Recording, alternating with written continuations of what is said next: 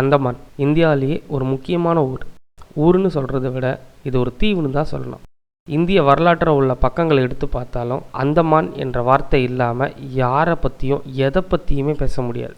அந்த அளவுக்கு நூற்றாண்டுகள் பேசக்கூடிய தனக்குள்ள நிறைய கதைகள் கொண்ட அழகான, ஆழமான, அழுத்தமான, தனிமையான ஊர் தான், ஒரு தீவு தான் இந்த அந்தமான்.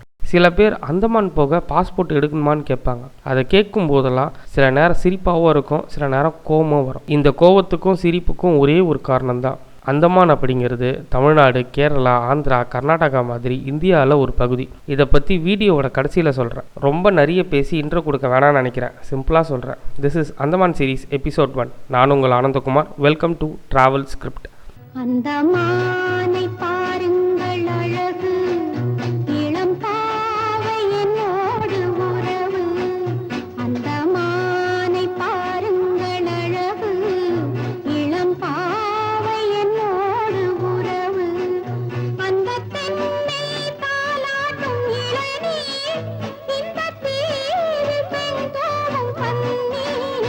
அந்தமானை வெறுமனே அந்தமான்னு மட்டும் சொல்லக்கூடாது, அந்தமான் அண்ட் நிக்கோபார் தீவுகள் அப்படின்னு தான் சொல்லணும். அதாவது அந்தமான் அண்ட் நிக்கோபார் ஐலண்ட்ஸ். மொத்தம் 836 தீவுகள் கொண்ட ஊர் தான் இது. இதில் வேடிக்கை என்னென்னா, வெறும் 31 தீவுகளை மட்டும்தான் மனிதர்களே வாழ முடியுது. இதில் தனிமைப்படுத்தப்பட்ட தீவுகள்னு பூர்வக்குடிகள் அதிகம் வசிக்கக்கூடிய ஊராக சிலது இருக்குது. இவங்க இருக்கிற இடத்துக்கு நமக்கு அலௌடே இல்லை. இதை பற்றி வேறு ஒரு எபிசோடில் டீட்டெயில்டாக சொல்கிறேன். அது வேறு லெவல் எபிசோடாக இருக்கும். அதனால் அந்த சீரீஸை தனியாக கண்டிப்பாக பாருங்கள். இந்த வீடியோவில் நம்ம அந்தமானை சுற்றி பார்க்குறத மட்டும் பார்ப்போம். இந்த சீரீஸை கண்டிப்பாக பாருங்கள். இந்த வீடியோவை லைக் பண்ணி, ஷேர் பண்ணி, கமெண்ட் பண்ணி, நிச்சயமாக சப்ஸ்கிரைப் பண்ணுங்கள். அப்போ தான் நாங்கள் அடுத்தடுத்து போடக்கூடிய வீடியோ உங்களுக்கு வரும்.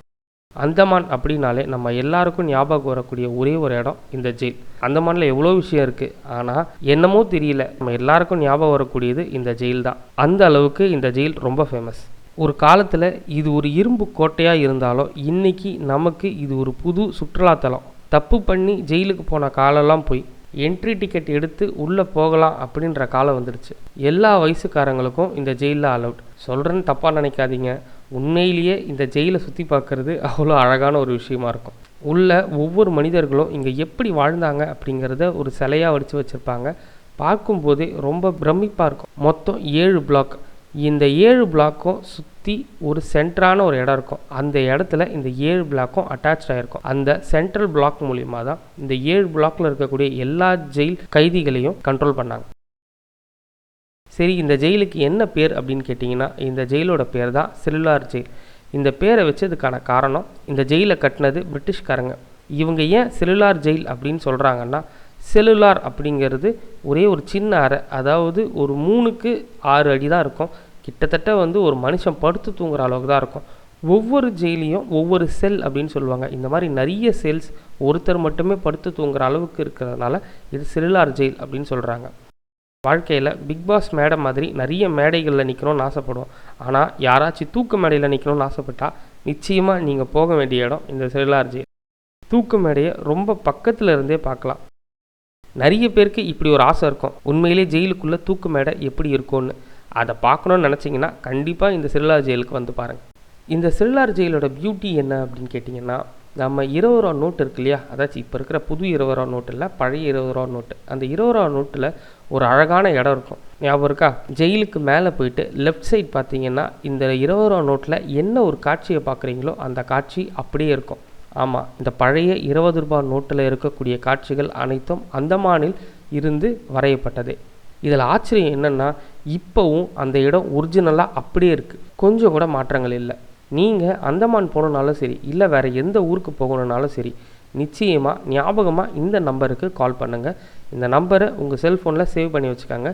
உங்களுக்கு வாட்ஸ்அப் பண்ணாலும் சரி, உங்களுக்கு வேணுன்ற ஊருக்கான பேக்கேஜஸ் எல்லாமே நாங்கள் வச்சுருக்கோம். எங்களோட ரேட்ஸ் உங்களுக்கு கண்டிப்பாக பிடிக்கும். எங்கள் கிட்ட பேக்கேஜ் கேளுங்க, நாங்கள் உங்களுக்கு எல்லா பேக்கேஜஸும் அனுப்பிவிடுவோம். ஆம்லேட் அப்படின்னு ஒரு வார்த்தை சொன்னாலே எனக்கு ஞாபகம் வரக்கூடிய ஊர் எதுன்னு கேட்டிங்கன்னா, அது நிச்சயமாக அந்தமான் தான் சொல்லுவேன். ஒரு ஆம்லெட்டை சுமார் 2 ஆம்லெட் சைஸ்க்கு போடுவாங்க. டேஸ்ட்டும் அவ்வளோ அருமையாக இருக்கும். இது மட்டும் இல்லை, இந்த ஊரில் என்ன சாப்பிட்டாலும் கூடவே வெங்காயமும் வெள்ளரிக்காவும் கட் பண்ணி தருவாங்க. சாப்பாடை சாப்பிட்டுக்கிட்டே கூடவே இந்த வெங்காயமும் வெள்ளரிக்காய் பச்சடி எடுத்து சாப்பிடும்போது இருக்கக்கூடிய டேஸ்ட் இருக்கே பா. இந்த ஊர் கிளைமேட்டை பற்றி சொல்லணும்னா திடீர்னு தூறல் போடும், திடீர்னு மேகம் மூடும், திடீர்னு வெயில் அடிக்கும். எப்போ என்ன நடக்கும்னே சொல்ல முடியாது. ஆனால் தண்ணி ரொம்ப சுத்தமாக இருக்கும்.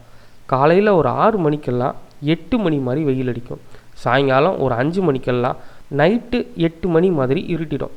ஏன்னா இது இந்தியாவிலேருந்து கொஞ்சம் தள்ளி இருக்கிறதுனால இங்கே சீக்கிரமே விடிஞ்சிடும், சீக்கிரமே இருட்டிடும். அந்தமானுக்கு ஃப்ளைட்லேயும் போகலாம், கப்பல்லையும் போகலாம். எங்கே போனாலும் போர்ட் பில்லார் அப்படின்ற இடத்துல தான் இறங்கணும். போர்ட் பில்லார் தான் அந்தமானோடைய கேபிட்டல். என்னை பொறுத்த வரைக்கும் கப்பலில் போகிறத காட்டிலும் இந்த ஊருக்கு ஃப்ளைட்லேயே போகிறது நல்லது. ஏன்னா இங்கே இருந்து நிறைய ஊருக்கு நம்ம சின்ன சின்ன கப்பலில் தான் போவோம். அந்த அனுபவமே சூப்பராக இருக்கும்.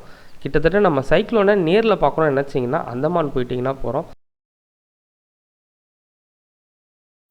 அப்படி கப்பலில் போகக்கூடிய ஒரு முக்கியமான இடம்தான் இந்த ஹேவ்லாக் தீவு.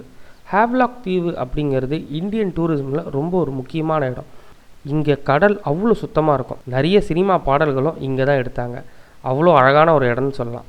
இங்கே கடல் கண்ணாடி மாதிரி இருக்கும். கிட்டத்தட்ட ஒரு 1 கிலோமீட்டர் அளவுக்கு உங்கள் முட்டி அளவு தான் தண்ணி இருக்கும். இந்த வெள்ளை நேர பீச்சில் நீங்கள் அழகாக நடந்தே போகலாம். எவ்வளோ தூரம் நடந்து போனாலும் சரி, உங்கள் கால் கட்டவரல் நகம் கூட அவ்வளோ அழகாக தெரியும். ஏன்னா இங்கே தண்ணி அவ்வளோ தெளிவாக இருக்கும். உங்கள் கால்களில் சின்ன சின்ன மீன்கள் நீந்தி செல்றதை நீங்களே ரசித்து பார்ப்பீங்க. இந்த மாதிரி மீன்கள்லாம் நீங்கள் வேறு எங்கேயுமே பார்க்க முடியாது. ஒன்றோடு ஒன்று வித்தியாசமான நிறங்களில் இருக்கும். இந்த ஹேவ்லாக் தீவு வேறு எதுக்கு ஃபேமஸ்னால் scuba diving, snorkelling, water jet, water scooter, யாட்ச்னு இந்த இடத்துல இருக்கிறதே ஒரு அலாதியான அனுபவத்தை கொடுக்கும். இந்த ஊரில் பவழப்பாறைகள் அவ்வளோ அழகு. ஃப்ளைட்டில் இருந்து வரும்போதே வானத்திலிருந்து பார்க்கும்போது நீலமும் பச்சையும் தனித்தனியாக தெரியும். கடல் நீளமாகவும் நிலம் பச்சையாகவும் இருக்கும். இதுக்கு நடுவில் பவழப்பாறையில் நிறமான வெளிர் பச்சையில் வானத்திலிருந்து பார்க்குறதுக்கே அவ்வளோ ஒரு அற்புதமான காட்சியாக இருக்கும். வானத்திலிருந்து ஏண்டா இறங்குறோம் அப்படின்னு தோணும். கிட்டத்தட்ட ஒரு பறவையாகவே மாறிடலாமா அப்படின்ற எண்ணத்தை கொண்டு வர அளவுக்கு ரொம்ப ரொம்ப அழகான ஊர் இந்த அந்தமான்.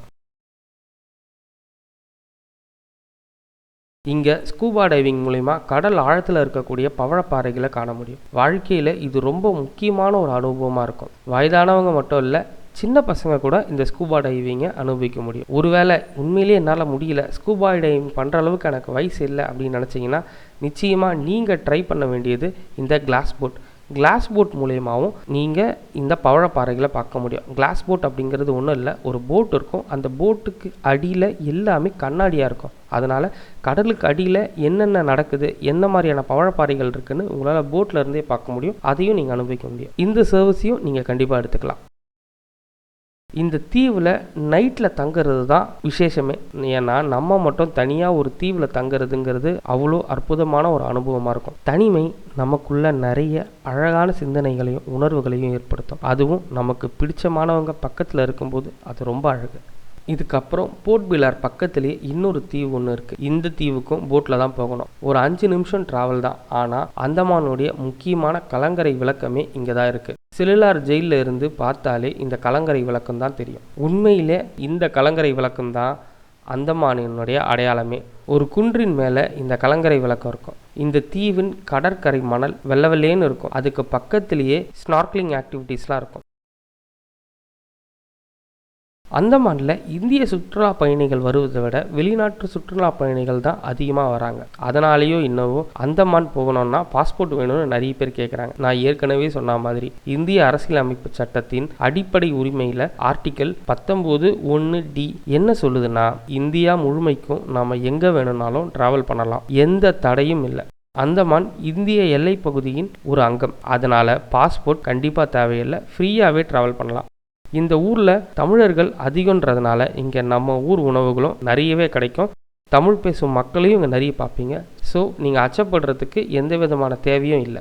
உங்களுக்கு தமிழை தவிர வேறு எந்த மொழி தெரியலனாலும் சரி, கஷ்டமே இல்லை. சுலபமாக இங்கே டூர் சுற்றி பார்க்கலாம். India, Japan, Malaysia, Singapore, world வார்னு அதிக தொடர்புகளை உடைய தீவு இந்த அந்தமான். இந்தியாவுக்கு சுதந்திரம் கிடைக்க 5 வருஷத்துக்கு முன்னாடியே இந்த ஊருக்கு சுதந்திரம் கிடச்சிருச்சு. அப்படிப்பட்ட இந்த ஊரை சுற்றி பார்க்க இன்னமும் நிறைய இடம் இருக்குது. ஆனால் அதை பற்றி பேசுகிறதுக்கு நமக்கு இப்போ டைம் இல்லை. ஸோ அடுத்தடுத்த வீடியோவில் இதை விடவும் அந்தமானில் அழகான இடங்கள் நிறைய இருக்குது, அதை பற்றி கண்டிப்பாக பார்ப்போம். ஆனால் அதுக்கு முன்னாடி இந்த வீடியோவை கண்டிப்பாக லைக் பண்ணி, ஷேர் பண்ணி, கமெண்ட் பண்ணி ஃபாலோ பண்ணுங்கள். உங்கள் ஃப்ரெண்ட்ஸ் எல்லாருக்கும் இந்த வீடியோவை ஷேர் பண்ணி கண்டிப்பாக பார்க்க சொல்லுங்கள். அதே நேரத்தில் இந்த சேனல்லையும் சப்ஸ்கிரைப் பண்ணுங்கள். அப்போ தான் நாங்கள் போடக்கூடிய வீடியோஸ் எல்லாமே உங்களுக்கு வந்து சேரும். அந்தமான ஒரு 25,000 30,000க்குள்ளேயே ஃப்ளைட்ஸு, சாப்பாடு, டூரு, என்ட்ரி டிக்கெட்டு, டிரான்ஸ்போர்ட்டேஷனு எல்லாத்தையும் கவர் பண்ணிடலாம். அதை பற்றியும் நான் தனியாக சொல்கிறேன். Anyway thank you. உங்களை அடுத்த வீடியோவில் சந்திக்கிறேன். Until then, stay tuned, take care. I am your Anandakumar and this is Travel Script. We make your dreams come true.